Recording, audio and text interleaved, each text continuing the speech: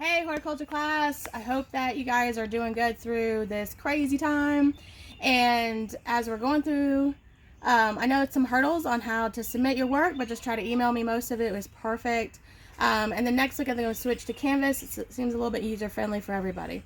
So while we're talking about pests, I'm down here in the greenhouse doing a little virtual field trip with you guys today, looking at some of the pests. So if you give me just a minute, I'm going to go find those for you.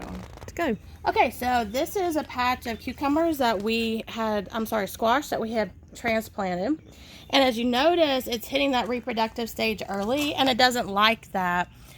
So it's starting to cause a little bit of a nutrient deficiency. So I'm going to be fertilizing this week to try to get those nutrients stabilized. But because of that, I'm trying to move these, and you can kind of see some of the flies that are moving around. You can kind of see some of the bugs that are kind of hopping around here.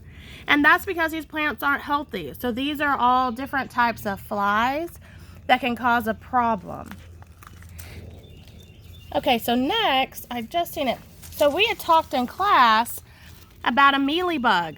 So if you look right here at this white little fuzzy thing, that's a mealy bug, guys.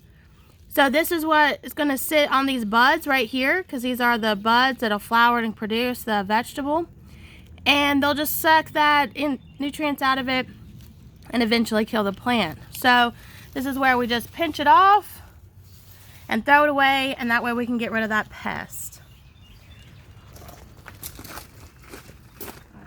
All right, the other thing that we haven't talked about in class, but that we have a huge problem of, and that I just found was even bigger than I thought, is fire ants. So I don't know if you guys can see, here are some of the larger ones, the females, and then here are all the other little worker ants of the fire ant species.